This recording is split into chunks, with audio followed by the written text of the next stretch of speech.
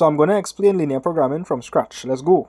So we have an inequality here because it's not equal. We are trying to figure out where y, where this side, is more than or equal to this side. Now the first thing you're going to do is you want to write the equation. So it would just be y is equal to x minus 1. Now we would need to see what this graph looks like. So you can imagine if you want to draw a line, you would need at least 2 points to connect. That would form a line. The easiest points you could use is the x-intercept and the y-intercept. Now at the x-intercept, this is just simply where the line cuts the x-axis, because intercept means cuts. At the x-intercept, y is equal to 0. So you see this equation over here? I'm going to plug in y as 0 and try to find the value for x that's giving me that y value. So y is 0 equal to x minus 1. I can take the minus 1 and move it across, so it now becomes 1 is equal to x. So x is equal to 1. So in other words, this line cuts the x-axis at 1. So imagine you have a line, it cuts the x-axis at 1. Now the other easy point to find for is the y-intercept. At the y-intercept, we know that x is equal to 0. So anywhere that you see x over here, you're going to replace it with 0. So it now becomes y is equal to 0 minus 1. So y is equal to minus 1. And what does this mean? This tells you where the line cuts the y-axis, which is the vertical axis. So we know that the line cuts the x-axis at 1, so the x-axis here, the x-axis is the horizontal axis in case you didn't know. So that would be 1, and it cuts the y-axis at negative 1, which is over here. Now we have 2 points, so you could just align your ruler, and that would give you a line.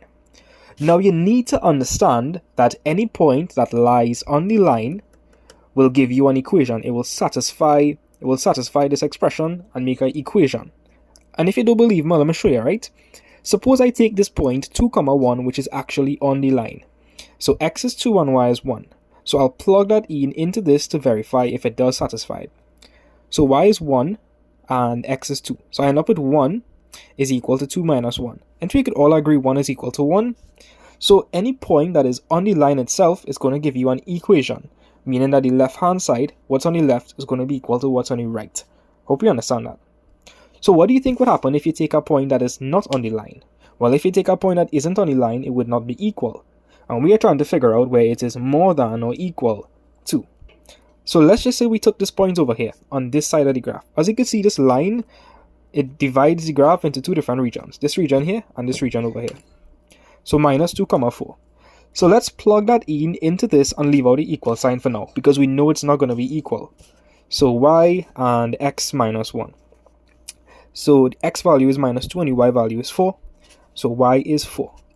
The x value is minus 2, so minus 2 minus 1. So you're going to end up with 4, and minus 2 minus 1 is minus 3.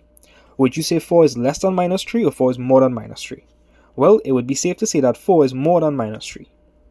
So we end up with y is more than x minus 1. Is that what we wanted? Yes, it is. Now notice that is equal to. So what that means is your solution could actually include points that are on the line itself. So all I would do is just put equal sign to here to make it more than or equal to. And yeah, since the point lies on this side of the graph, all I would do, I would just shade this side of the graph.